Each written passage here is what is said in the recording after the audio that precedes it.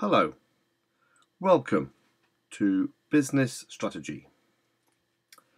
This is Rob, and this is going to be a brief introduction voice presentation for the BM6007 module Business Strategy. We will be looking at Henry Mintzberg's 5 P's for strategy. This model and this information comes from the book by Henry Mintzberg called Strategic Management, 1987.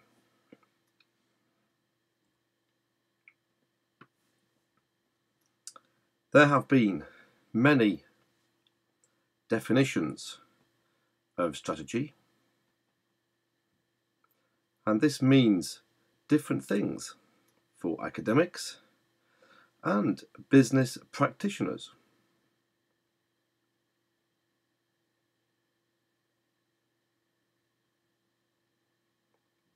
In the second bullet point here, Mintzberg draws attention to various definitions. So the application of the word strategy or strategic has many interpretations, but will usually involve some kind of planning.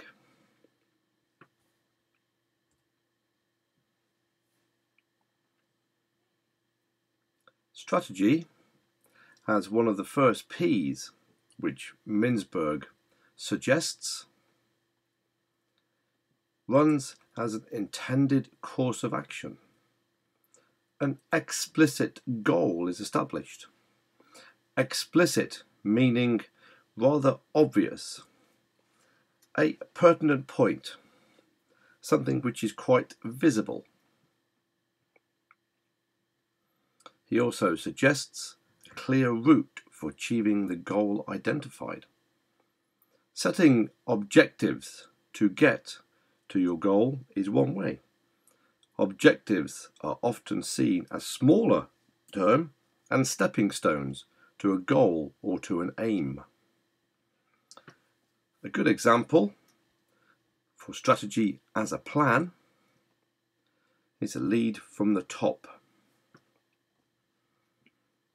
A general, an army general, will have labour to use, resources to use, labour being the troops, and these will have to be very strategically placed with high detail and high concern for planning if you're going to win the battle.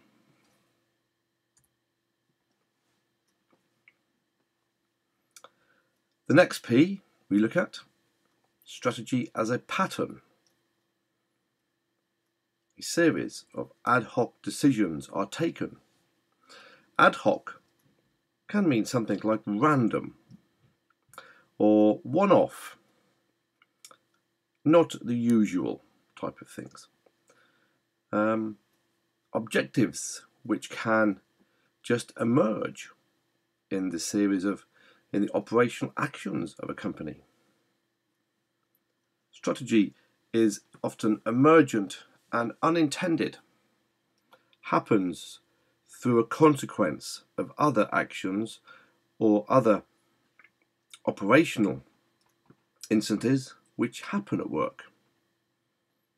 And Mintzberg suggests gradually the successful approaches merge into a pattern of action that becomes our strategy.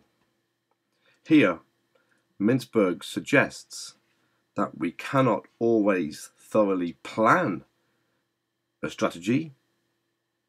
It sometimes happens.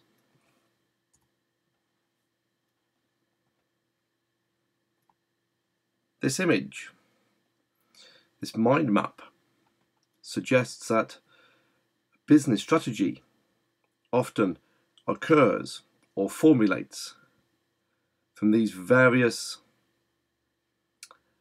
cloud instances where you might take risk, you might have a specific goal, but the big idea at the top might be the one area which helps you formulate your strategy.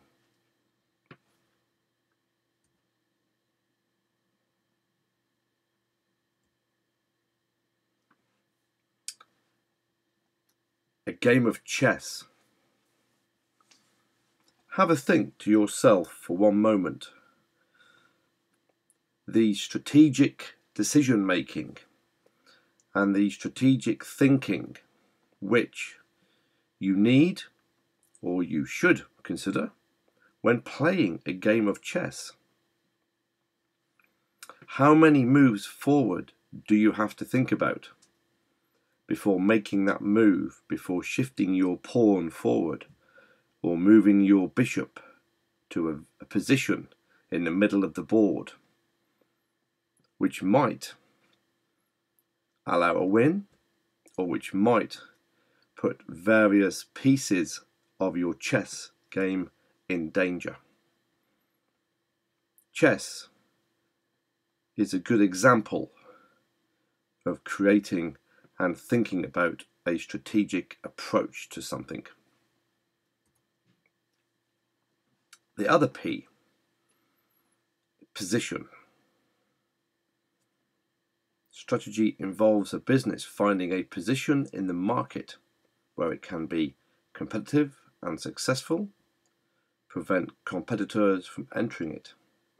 So here we look at strategy from a marketing viewpoint, particularly if you consider Michael Porter's 5 forces analysis, which analyzes the whole marketplace.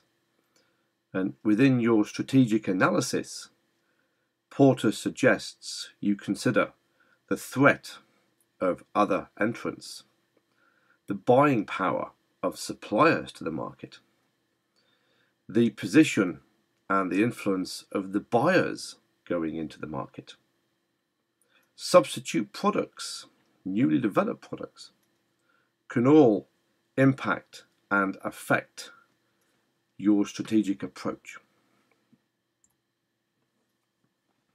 Strategy as a ploy.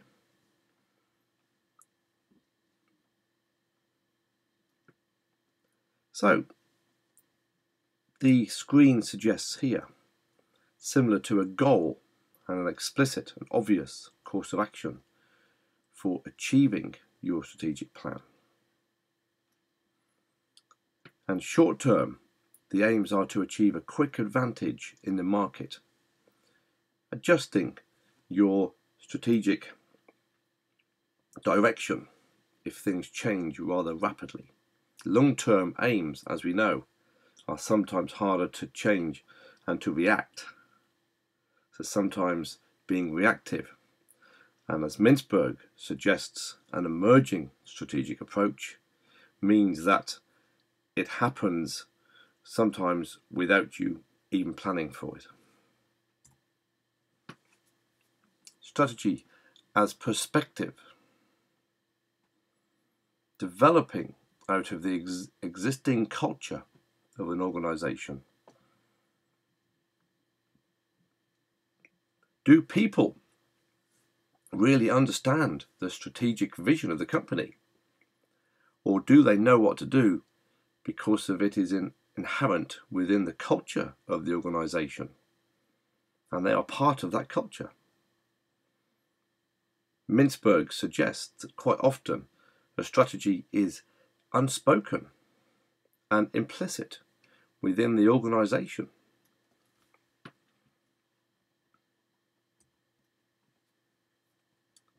The exercise, which we will look at with this brief introduction, and I would like you to record your responses to this and post your responses. Instruction will be given within the virtual learning environment, and it will be in a note near this where this presentation is posted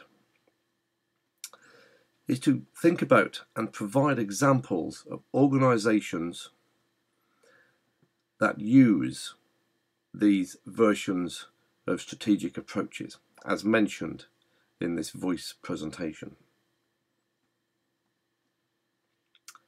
And is a specific version of the strategy likely to be more widespread in a specific sector? Now here you can consider primary sectors, secondary sectors and tertiary sectors, i.e. things like mining, fishing, the primary sectors where they get aggregate materials, secondary sectors, manufacturing, industry, production, tertiary sectors, service industries, governmental, education, insurance, banking, these sort of things. So what kind of strategies would be used there? And is it possible to say that one version is preferable to or better than another? What kind of strategic approach do you think your chosen organisations have taken? Okay, please discuss these and respond appropriately following the instructions in the VLE label. Thank you.